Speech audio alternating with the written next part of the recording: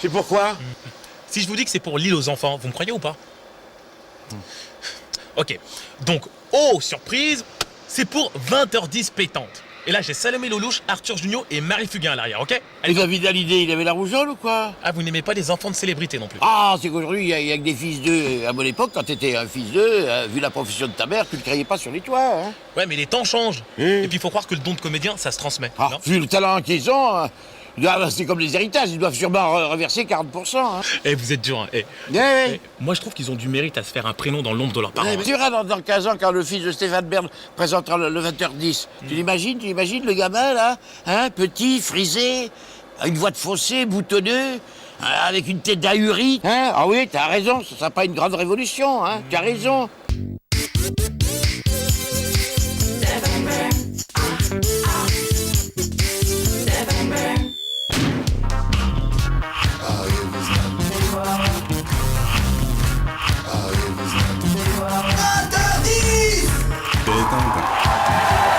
Bonsoir et bienvenue sur le plateau de 20h10 pétante avec côté Juliette Arnaud, Muriel Cousin et toujours Ariel Wiesman. Eh oui. Alors des invités précis, des noms très connus, je vous demande d'accueillir. Elle est le lieutenant Carole Maudiard Navarro, mais elle va arrêter, c'est promis. C'est Marie Fugain. Leurs parents sont célèbres, eux sont en train de le devenir. Salomé Lelouch et Arthur Junio.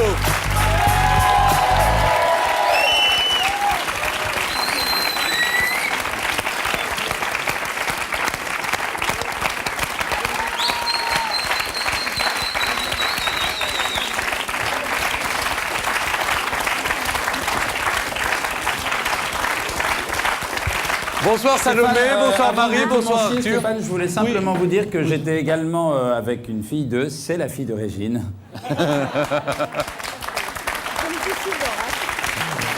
Je vois qu'Ariel a très bien compris le thème de l'émission, voilà. Alors, Marie Fugain, vous avez sorti en mai dernier Le Cœur des femmes. C'est un album, enfin vous et tant d'autres, hein, c'est un album... 29 filles. Voilà, 29 filles, auxquelles ont participé notamment Liane Folly, Jennifer, Morane, tant d'autres. C'est au profit de l'association Laurette Fugain que vous avez créé avec votre maman. Ouais, on l'a créé il y a 2 ans, après la disparition de ma petite sœur, à la suite d'une leucémie.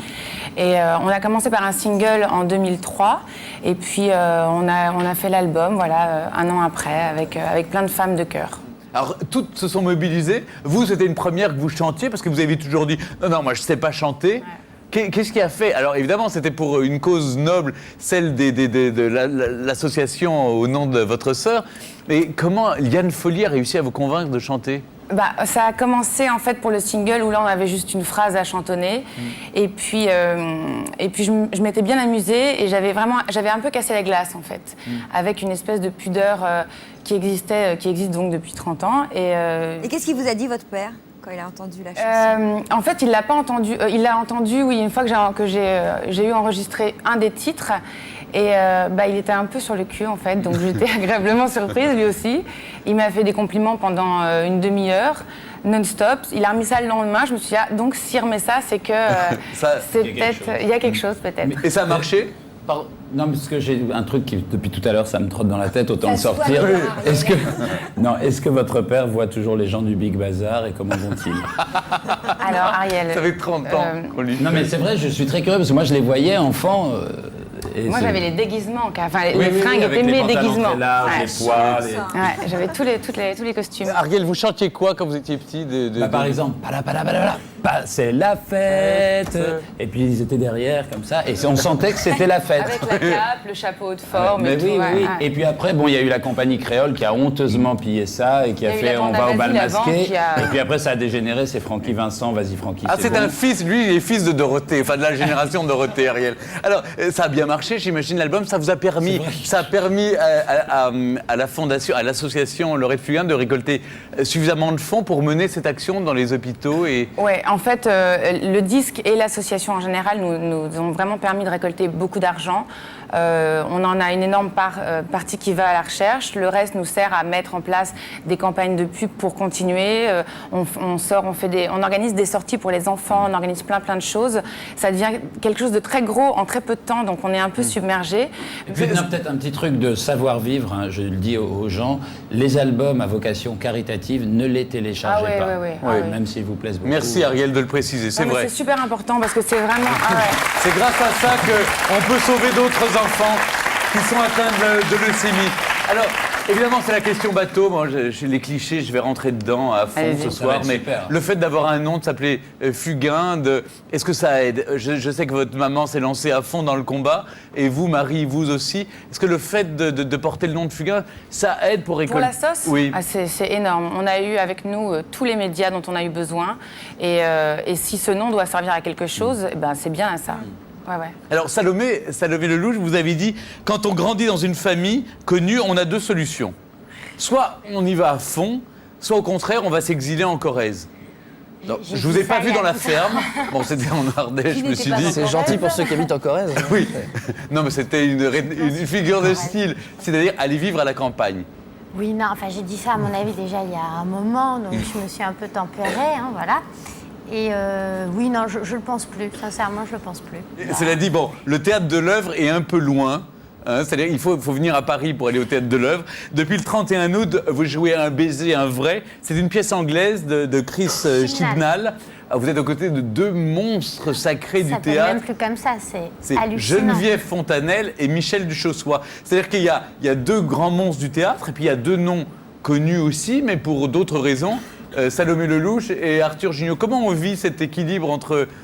C'est la pièce qui est comme ça. De toute façon, à la base, c'est deux personnes plus âgées et deux jeunes. Donc, de toute façon, ça aurait été des jeunes moins connus que les deux grandes Puis il n'y a pas d'équilibre, surtout. Il y a deux monstres et deux jeunes qui commencent. Donc, il n'y a pas à vivre en équilibre. Il y a juste à apprendre et apprendre plein de choses. Ouais, mais si par exemple, si vous faites une bagarre, c'est vous qui gagnez contre les deux vieux, normalement. C'est ce qu'il dit dans la pièce, d'ailleurs. Oui. Donc ça forme une sorte d'équilibre finalement. Et vous n'allez pas essayer d'intriguer pour que ça soit vos parents qui jouent plutôt? Si, un peu gênant. Si, on a essayé, mais ils n'en voulaient pas. Je vous propose de rejoindre Jacques Marron pour le décrochage, on peut dire. C'est ça, quotidien de TV Marron.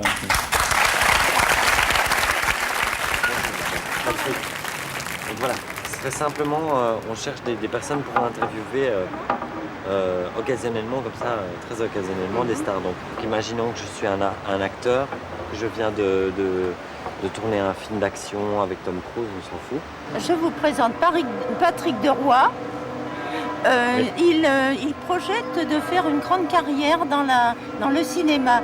Mais je trouve qu'il en a tout à fait le profil et pourquoi pas. Peut-être qu'on changerait la coupe de cheveux, mais enfin, bon...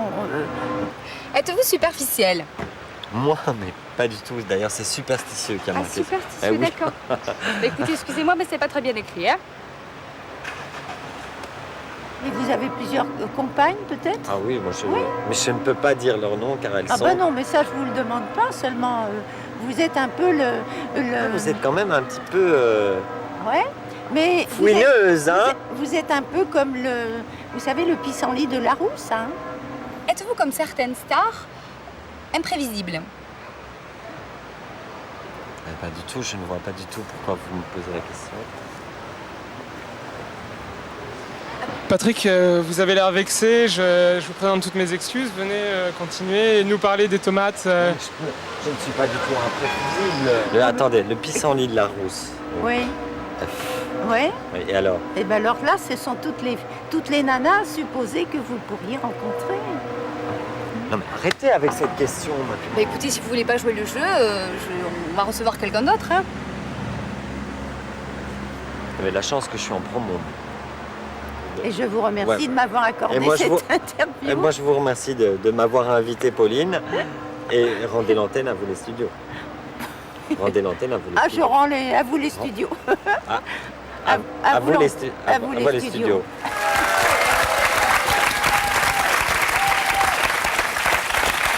Il y a un fantasme. Quand on a face à soi des gens qui ont un nom dont on a entendu parler. Non. Enfin, je crois pas. Enfin, moi personnellement non. Mais quand on est face à des gens qui ont un nom qui dit quelque chose. Couché à une époque. Je vais pas y arriver. Particulièrement entre 39 et 45. Alors là, vous y avez. Ah non. À quand choix, hein. Non, j'étais pas né. Oh, mais je me souviens. C'est Comment une ça, bonne vous êtes. excuse. Bon, vous aviez une trentaine arrogante, vous étiez Mais magnifique. non. Alors quand je reprends, Oui. quand on est face à des gens qui, c'est vrai, qui ont un nom qui dit quelque chose à tout le monde, on a envie. Est-ce que c'est pas plus dur que pour les autres, que pour les anonymes? C'est-à-dire quand on a un nom, est-ce que c'est pas plus difficile de se faire un prénom? Alors c'est très simple, quand vous avez un nom, c'est beaucoup plus simple au début, d'accord? C'est-à-dire que tout le monde est là, tout le monde vient vous voir, on vient à 20h10 pétante, à plein d'autres émissions, c'est super sympa, c'est super machin, super tout ce que vous voulez. Sauf que si vous n'êtes pas bien ou si ça se passe mal, c'est tout de suite rédhibitoire. Vous Le venez gadin pas. tout de suite. C'est tout de suite. Alors que la plupart des personnes qui commencent ont le temps de se planter, de chercher, de regarder, d'essayer des styles qui ne sont pas les leurs. Vous, si vous commencez dans quelque chose, ça va être un peu. Vous n'avez pas le temps de construire quelque chose. Mais Salomé, vous ne croyez pas qu'il y a aussi une question de. Une sorte de biberon magique? Vous êtes la fille de Claude Lelouch et de d'Evelyn Wick, vous êtes la belle-fille de Pierre Arditi, vous avez des sœurs et des frères. Alors c'est tous en S. Et alors, Je les ai Stéphane, oubliés. c'est pas tous son frère, c'est Diego de la Vega. Mais ils Si, sont tous. si. Ils sont tous.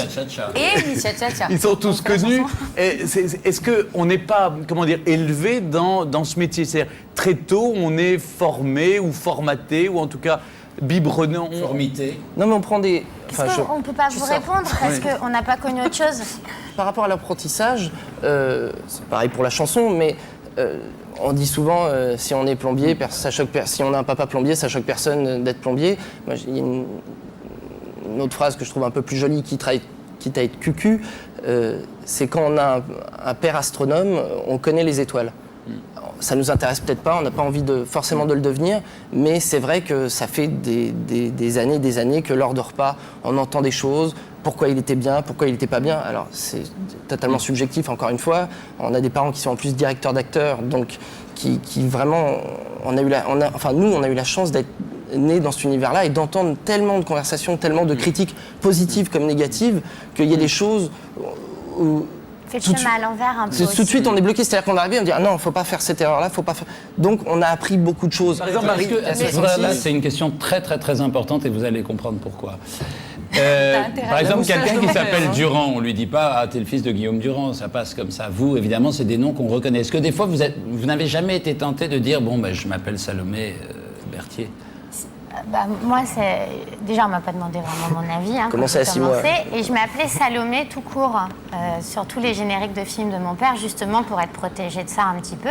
Puis quand j'ai vraiment commencé avec quelqu'un à 16 ans, on vous dit bon, tu fais quoi? Tu gardes Salomé ou tu prends Salomé? Je prendrai un pseudo, c'est ridicule, les gens le savent. Donc soit vous ne me prenez pas. Et puis ça serait Et en fait, on la première m'a dit, c'était il y a 6 ans, on m'a dit ah ouais, non mais Salomé, ça fait un peu comme Hélène, Dorothée, tout ça. Donc vous décidez très très vite de ce que vous allez prendre et vous gardez le nom en entier, quoi. Et ce qui va être terrible, c'est quand vous allez l'épouser, on va croire que vous êtes la fille de Gérard Jugnot. C'est terrible. Il y a un phénomène qui est assez drôle, c'est que vous avez un nom, donc un nom de famille, et vous devez vous faire un prénom. Et la télé-réalité qui produit que des gens qui n'ont que des prénoms, doivent se faire un nom. Là, on connaît Loana, Stevie, Jennifer, machin. Et elles n'ont pas, finalement, ces gens-là. Ils sont des aristocrates, ils s'appellent de la Star Academy, du Loft, mais ils n'ont pas de nom de famille. De l'île de la Tentation, de la Popstar, Greg le millionnaire. J'ai l'impression qu'ils font quand même le chemin inverse, c'est-à-dire même nous, enfin là on donne l'image de gens qui travaillent beaucoup, on est au théâtre de l'œuvre, c'est un très beau théâtre, mais on a commencé, enfin en tout cas moi vraiment à faire des tout petits spectacles, à jouer dans des boui-boui, et petit à petit on grandit et on fait des plus gros spectacles, des vraies pièces. Eux, ils commencent en faisant un Olympia ou un Zénith, et puis ils se retrouvent à faire des boîtes de nuit 4 ans plus tard. Il y a 2 ans. Et je pense qu'ils sont dans le système inverse, mais enfin c'est pas de leur faute, mais Mais ça soulève quand même une chose extrêmement angoissante qui est, est-ce que vous pensez que le fils de Jennifer de la Starac va vouloir lui aussi être un artiste? Parce que là, c'est angoissant quand même. Ça fait. Il aura du mal à. Non, mais il y a des artistes formidables c'est aussi. pas comme le reste de la télé-réalité non plus. Il y a des gens, c'est pas un métier qu'ils veulent faire en allant dans le loft ou dans ils veulent être célèbres. Ils veulent être célèbres, ils le disent. Marjolaine est très claire là-dessus. Nous, on a fait une émission avec elle était très. Marjolaine est absolument impec là-dessus. Absolument. Je suis d'accord. Elle veut Marjolaine elle est nickel là-dessus. Elle veut s'en faire le maximum C'est aussi. pas la même chose, se confondre célébrité et Les fils Alors, Qui c'est la fille à Brigitte Bardot? C'est Juliette. Eh oui, Juliette Moi, Arnaud. je suis le fils de Guy Lux, je vous l'ai jamais dit. Ah, comment ça me ferait mais mal. c'est vrai, c'est vrai. Et moi, Bouvard dit toujours que je suis son fils, mais il m'a jamais couché sur son testament. Physiquement, vous lui Physique. ressemblez, mais c'est tout. C'est Alors la... attendez, je vais... Voilà, je vais faire mon Bouvard. Je suis pas content! Je suis pas content, Stéphane! Je suis pas content! Je suis pas content! Non, je suis pas content! Ça suffit! Il faut les laisser tranquilles, maintenant, il y en a marre des fils d'eux. On les laisse tranquilles un peu! Parce que moi j'ai des dossiers, hein! Sur Foucault, j'ai des dossiers, hein! Je vais les sortir, Stéphane! Tiens, par exemple, Stéphane, on connaît pas ses parents? Moi, oui! Je connais les parents de Stéphane! Bien sûr, le papa de Stéphane, c'est qui? C'est qui son père? Il est connu, très connu. C'est lui son père. Un jour qui vient de s'écarter sur la Oui, gauche. la voix, écoutez la voix. Mais je voudrais savoir. Écoutez, j'attends les vachettes. C'est Stéphane tout craché, ça. Et sa mère? Je la connais, sa mère. Vous la connaissez pas, sa mère? Moi, je la connais, sa mère. Regarde, l'œil coquin. Le côté rieur. C'est qui, sa mère? C'est qui? C'est elle, sa mère. C'est sa mère. Les cheveux blonds. Bon, ben, il y a le bonnet, on voit pas. Oh, Ariel, ça suffit, hein. On se moque pas, hein. Je connais vos parents aussi. Oui. Alors, le papa d'Ariel. Moi, le papa d'Ariel. Tous les ambassadeurs de Paris l'aiment, son père. Et DJ Killer, il adore. DJ Abdel, il adore son père. Mais oui, son père, c'est lui, son père. Voici Charlie. Charlie Oleg. Mais oui, c'est ton papa. Imagine la moustache. Écoutez la voix. La moustache, Ariel, c'est le même. Et sa mère. C'est un triomphe, C'est sa Charlie. mère. Je la connais aussi, mais bien sûr, des boulettes, mais surtout la nuit, elle fait la fête, sa mère. Comme lui, c'est qui sa mère? C'est elle, sa mère, c'est elle. Ben oui. Mais je l'aime beaucoup, cette dame. Ben c'est normal qu'on aime sa mère, Ariel, c'est normal. Et Mais puis- ma mère est plus belle, quand même. Non, sa grand-mère elle est belle, cette dame, c'est Juliette. Je connais vos parents, Juliette. Arthur, à votre avis, qui est sa mère? Si, cherchez. Ce côté, regardez, un peu british, un côté un peu anglais. C'est elle, sa mère! C'est elle! Oui, c'est votre mère! Faut être fier! Et puis, c'est pas fini, Arthur, c'est pas fini. Son père est connu, mondialement connu, son père. Mais oui, c'est lui, son père, c'est lui! Un fer à friser!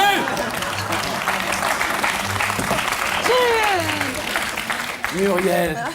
Aïe. Non, Muriel, De l'intelligence, il y en a beaucoup. C'est normal, c'est de son père, ça. Vous connaissez pas son père? Robert. Non, pas Robert, le petit Robert, c'est lui, son père. C'est lui. Et regardez, une belle fille comme ça, sensuelle, splendide. C'est normal, elle tient de sa mère. Elle tient de sa mère. C'est normal. Alors ça suffit. On les laisse tranquilles. Il y a que moi qui suis pas le fils de quelqu'un, Je connais pas mon père en même temps. Mais c'est normal. Excusez-moi, je suis désolé, c'est... C'est fils de Gilbert. Non, dis Mouvrini. Papa? C'est le fils de Dieu. Papa! Imouvrini. Papa! C'est mon père! C'est mon père! Je suis content! C'est mon père! Voilà un cartouche. C'est la vie. Nous, ce qui nous intéresse dans votre histoire, c'est qu'il y a eu cette rencontre autour d'une pièce de théâtre. C'est il y a 2 ans, On va parler du spectacle à un moment. Mais C'est justement, maintenant, c'est maintenant. Suis merde pour une fois. Voilà. Mais oui, c'est vrai, Arthur, faut suivre. Il y a 2 ans, un peu plus de 2 ans, vous vous êtes rencontrés autour de la lecture de cette pièce. Comment ça s'est passé? Pas du tout, faut lire. Une autre pièce. C'est une autre pièce qui n'a pas marché, que vous n'avez pas faite. Qui ne s'est pas Et montée. donc, Salomé un jour a dit à Arthur, voilà, il y a une pièce qu'il faut absolument que tu Il lises. y a 2 ans aussi, j'ai fait la lecture de cette pièce-là, voilà, et donc Arthur m'avait fait lire, puisque avant la lecture, très clair, parce que quand on fait une pièce, au début on la lit, donc Arthur m'avait fait lire, il avait adoré la pièce, et puis le projet avait capoté, comme bon nombre de projets, était resté au fond d'un tiroir, et puis il y a 6 mois, on s'est dit, tiens, on aimerait bien jouer ça, on aimerait bien le jouer ensemble. Duchossois, qui avait beaucoup aimé la pièce aussi, on savait qu'il était resté assez à l'écoute, et donc on a rappelé tout le monde et on a organisé une lecture. quand vous êtes rencontrés la première fois. Est-ce que vous vous êtes pécho tout de suite Non, ou- c'est pas ça que je posais. Non, mais- Je m'intéresse pas à la vie privée Mais des gens. si, mais on voit ce que vous On s'en pensez. moque de leur vie privée. Ce qui compte, c'est la première fois que bonjour, bonsoir, voilà. Bonsoir Arthur Junio, bonsoir Salomé Lelouch. Ça m'étonnerait que c'est fait comme ça. Non, c'est vrai. Quand vous entendez votre nom la première fois, On s'était croisés, tout petit. Ah, Donc, et puis déjà on savait qui on était. Bon, pas elle, mais. Vous saviez pas qui Moi je l'ai c'était croisée, mais pas elle. Donc il y a un problème quelque part. Mais... Attendez, vous l'aviez repéré depuis longtemps, et vous, Salomé, vous saviez pas qui il était. Bah non, j'avais vu Gérard pas très longtemps avant et il m'avait parlé de son fils qui faisait plein de trucs et tout, donc je savais qu'il avait un fils qui était comédien, c'est tout. Mais il n'avait pas insisté en montrant la photo, regarde, il est beau, il peut se raser si tu veux, ou des trucs Alors, comme question ça. 10-15 ans, par exemple, être la fille de Claude Lelouch, on vous dit quoi dans les cours de récréation? On lui casse la gueule. Non, mais ça doit fasciner quand même. On doit avoir des gens qui cherchent à savoir, à comprendre comment Moi, fonctionne le j'étais à cerveau. l'école avec Marie-Lou Berry et Laura Smet, donc Ah oui, il y avait beaucoup. il y a de la concurrence. Ah oui, il y a des écoles pour quand on est fille de gens célèbres. écoles de fils d'eux. Non, mais Oui, bon, il y en a une. les parents se connaissent entre eux. Et on se met dans une viens à institution. l'école, donne-moi l'adresse, tout ça. Et donc, c'est pas, mais Et d'ailleurs, c'est Dominique Lavanant qui donne des cours. Je pense à M, le fils de Louis Chédid, à Charlotte Gainsbourg, Roman Boringer, Laura Smet, etc. C'est-à-dire qu'ils arrivent tous enfin à exister. Avant, au contraire, on prenait des pseudos, on attendait. Est-ce que le talent est héréditaire? C'est la question essentielle ce soir. Eh bien, Stéphane. Il va me Chantez, prendre au sérieux. Arthur, est-ce que le talent est héréditaire? Non, bien sûr que non. Non. Vous avez déjà pris l'avion entre Paris et Nice et on vous dit le commandant de Funès, vous... Non mais c'est vrai, le fils de Louis de Funès Non, c'est pilote vrai. l'avion entre Paris et Nice. Et c'est très marrant parce que quand il dit le commandant de Funès vous accueille, là, toute la France revenait, quoi. Tout le monde est on est avec le fils de Louis de Funès. si je puis me permettre. Avec quel fils d'eux vous allez sortir? Prochainement Oui. Je sais pas, faut que je regarde ma liste. Oui. Il y en a déjà un qui est pris, donc je vais voir. Il y a le fils de Marie. David Guetta, mais il est un peu jeune. Oui. Ouais. Et il y a surtout, le il a père. un prénom chelou, Elle a en plus. tourné, Marie a tourné avec le père aussi de Michael Douglas. Ouais, j'ai tourné avec Kirk Douglas. Le Kirk. Le Kirk. La Fossette. Le Kirky. Bien Ah, ça, musclé. c'est- Moi, je l'appelle comme ça parce que je le connais en même temps que vous ne connaissez pas. Alors, on a voulu vous faire un cadeau à tous les trois, peu importe qu'il soit le fils de, le père de. Il s'agit d'un groupe, ce groupe c'est Almo. Le premier album vient de sortir, le titre c'est Time After Time. Je vous demande d'accueillir Almo. I can try not to see what's out there, just see what I want. See the smiles and hypocrisy as happiness is bought. Shut my eyes and the wheels of my mind stop spinning around.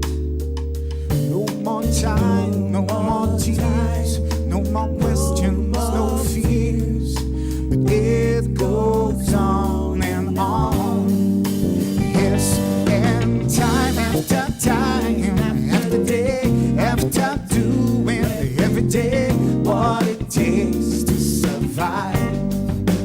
I say time after time, after night, after doing every night what it takes to survive.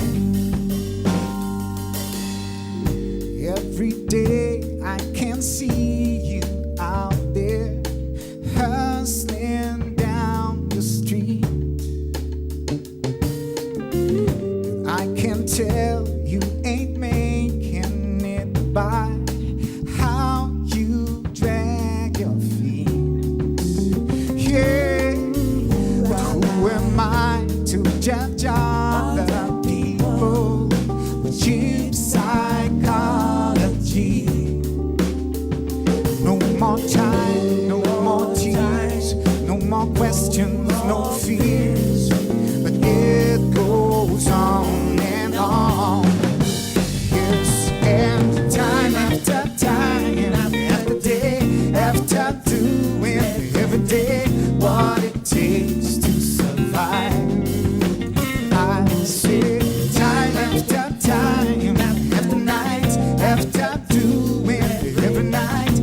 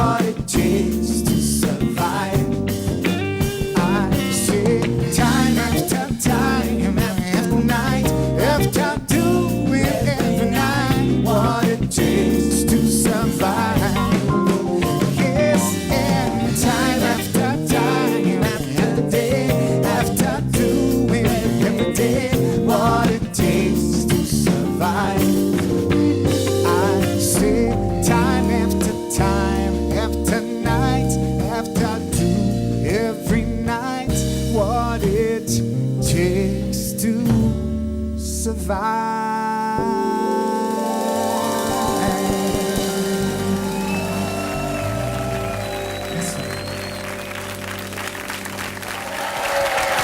voilà, Elmo, time after time.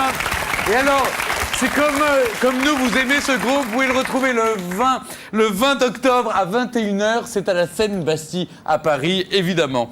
Voilà, on se retrouve avec Salomé Lelouch, Arthur Jugnot et Marie Fugain dans un instant, juste après la pub.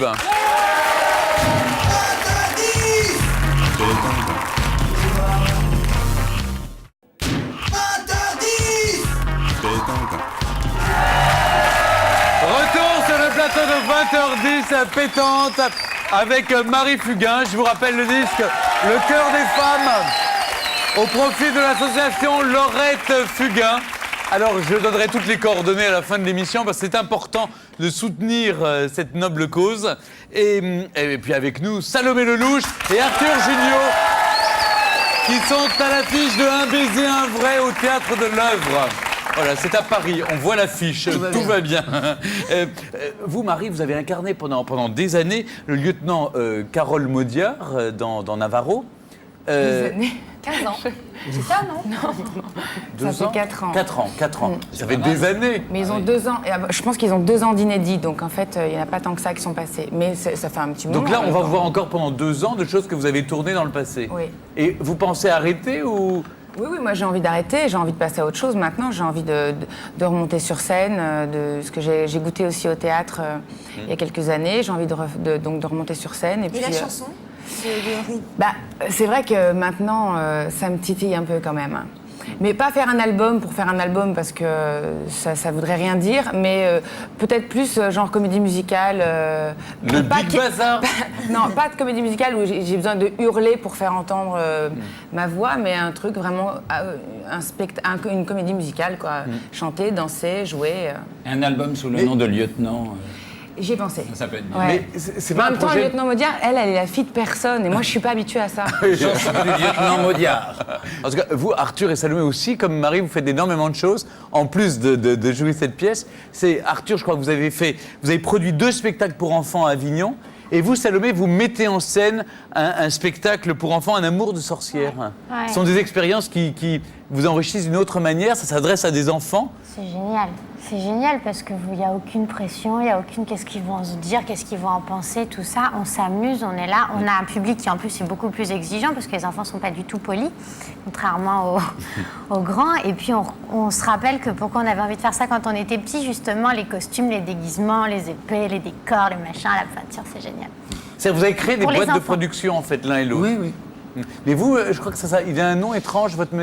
Petite Peste Production. Petite Peste Production. Petite Peste Production. Pourquoi? Parce qu'on vous appelait Demandez comme... aux gens qui m'ont rencontré entre 5 et 15 ans sur un plateau. Voilà. Nous avons aussi des Je vous petites pestes. propose d'accueillir ici Stéphane Guillon.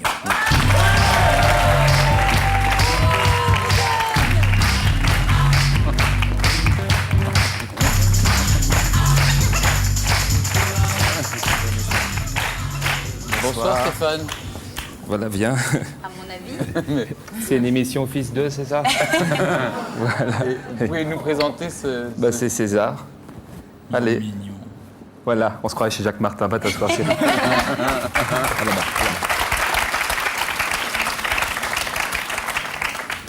Bonsoir. J'ai fait un thème généraliste, Fils 2. Oui. Voilà, on y va? On y va. Bonsoir. Fils de star, dans la vie, c'est ce qu'il y a de plus dur. Hein. Ça vaut le coup d'y consacrer une émission. C'est vrai, on fait le sida, la myopathie, la faim dans le monde, et on oublie fils de star. Un mal terrible. Tu t'en aperçois très tôt. Ta mère accouche en lunettes noires, tu sors la tête, les flashs crépitent. Le petit de David et Cathy Guetta, à 3 semaines, il posait dans les magazines. Une tête... il a été mixé à la naissance. Il y a des mômes, un parent est vedette, d'autres, les deux sont touchés, comme Salomé Lelouch, mère Evelyne Bouix, sans compter ses belles-mères, toutes célèbres, impossible de les citer, hein, ma chronique est limitée à 4 minutes. Ajoutez les injustices, d'un côté Salomé, comédienne de cinéma, reconnue, de l'autre Sarah, animatrice à Fort Boyard, certainement un problème d'oxygénation. Donc les vedettes restent entre elles, se marient entre elles, ça donne des trucs consanguins. Alexandre et Anthony et Sarah Marshall, là, tu leur cherches un job à la foire du trône. Fils de Stéphane Bern, il y a eu des études. En cours de récré, l'espérance de vie est de 30 secondes. Même avec un pseudo, les mômes te repèrent. Un petit boutonneux permanenté en veste à carreaux. Son père l'a déposé en chaise à porteur. Tu lui piques ses billes, il continue à sourire. C'est terrible, quoi.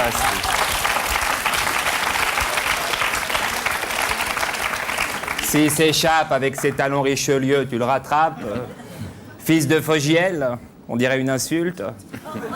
Si jamais il peut pas être animateur comme papa, faut qu'il puisse bosser aux douanes, aux impôts, à la fourrière, un métier où tu fais chier.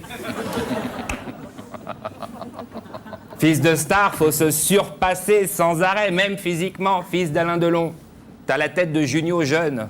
T'imagines à l'école, le samouraï, t'as bouffé du chaussé aux moines. Bon, faut pas non plus faire mieux que ses parents, un minimum de respect. Le fils d'Henri Lecomte, s'il joue au tennis, est prié d'envoyer ses balles dans les gradins. La fille d'Evelyne Thomas a interdiction d'être sexy. Sa mère va pas célébrer Halloween seule. Celle de Régine ne boit pas de la vitelle. Elle accompagne maman sous la table. Fils de Depardieu. Difficile de retomber sur ses pattes. Oh, c'est salaud, oh non, oh non. Non, c'est violent, ça. Et puis il y a tous ceux qui sont dans la tradition familiale, qui la perpétuent. Le fils de Clo-Clo travaille chez EDF. Oh non, oh non. Mike Brown Oh Jr. non, c'est scandaleux, saute à non. l'élastique. Le fils de Massimo couche avec la doyenne des Français, une vieille laitue qui lui paye son loyer.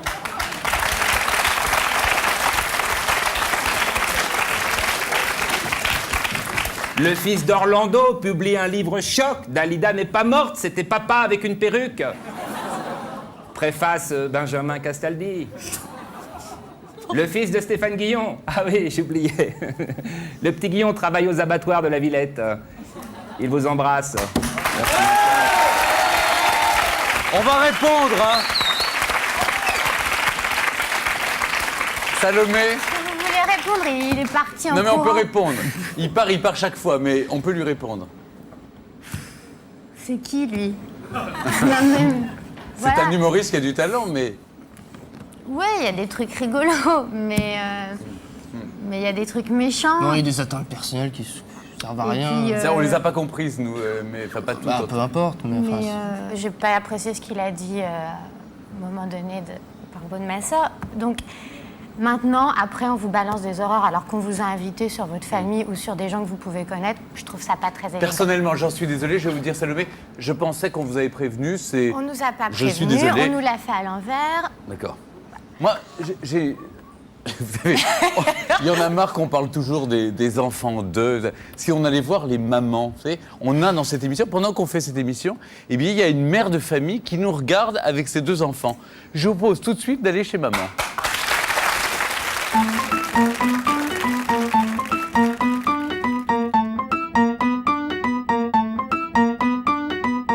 Je suis un garçon.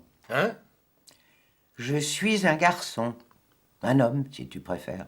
Comment ça, t'es un garçon? T'es notre mère. Je me suis fait opérer en 1960 à Zurich. Opéré de quoi? On m'a enlevé mon zizi. J'ai changé de sexe. Ça doit faire mal. Pourquoi t'as fait ça? J'avais pas envie de faire l'armée. Moi, j'aime bien les militaires. Oui, mais tu sais, c'était en plein dans la guerre d'Algérie. Mais alors, si t'es un homme, tu t'appelles pas Nicole? Non, je m'appelle Gérard. Gérard? C'est toi, mon père? Oui. Et maman, elle est où? Elle est partie. Elle n'a pas supporté mon opération. Et comment il faut qu'on t'appelle maintenant? Comme vous voulez. Papa, maman, Gérard. Je t'aime, papa Nicole. Je t'aime, maman Gérard.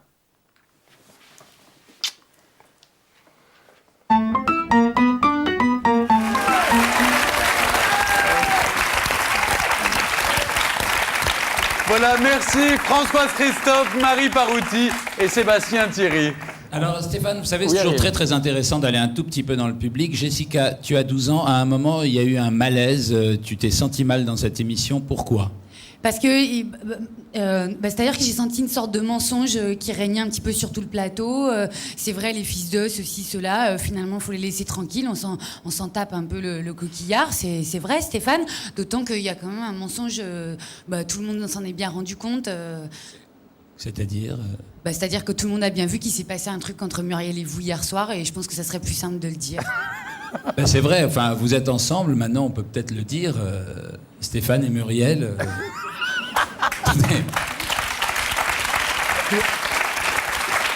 Merci. Mais au contraire, ça fait plaisir aux gens. Ça fait très plaisir aux gens de leur dire la vérité, vous avez raison. Bon, il ne me reste plus qu'à faire mon boulot, c'est-à-dire à rappeler où est-ce qu'on peut vous voir, en vrai, comme ça, vous sur scène, Salomé Lelouch et Arthur Junio. Pour plus de facilité, pour garder la lumière, on va s'appeler Salomé et Arthur. Donc c'est au Théâtre de l'Œuvre, aux côtés de Geneviève Fontanelle et de Michel Duchossois, dans Un baiser, un vrai, de Chris Chibnall. Adapté par Stéphane Meldeg et Attica Gage. Et c'est au Théâtre de l'Œuvre, voilà, je l'ai dit. Marie Fugain, bon, il y a toujours Navarro, mais surtout, j'insiste sur cet album, Le cœur des femmes. C'est au profit de l'association Laurette Fugain. C'est toujours disponible. Il faut aider cette association à lutter contre la leucémie.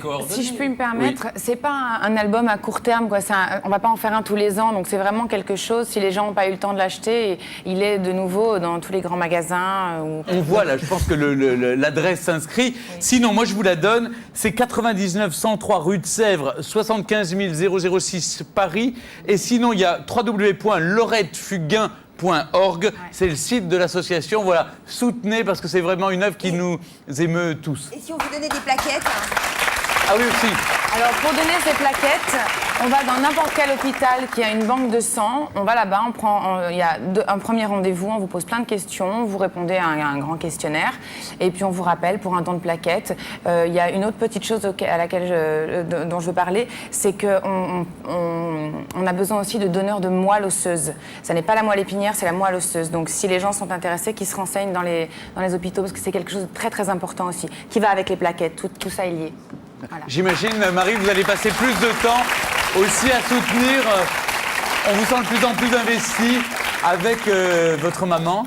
Moi, je suis investie. Depuis le début avec... oui, parce que j'ai vu, donc je sais ce qui manque et j'ai pas envie, je le répète, c'est une phrase toute conne, mais j'ai pas envie qu'elle soit partie pour rien. Donc maintenant, il faut que les gens, si ça part pas de tout en haut, c'est à nous de pouvoir changer un peu les choses. Parce qu'on a besoin d'une société solidaire et que les gens soient solidaires les uns avec les autres. Parce que sinon, on n'ira pas loin, quoi. C'est cliché, mais c'est comme ça. Merci Marie, merci Salomé, merci Arthur. Merci à tous. Voilà, 20h10 pétante, c'est terminé pour ce soir. Passez une excellente soirée sur Canal+. Salut à tous.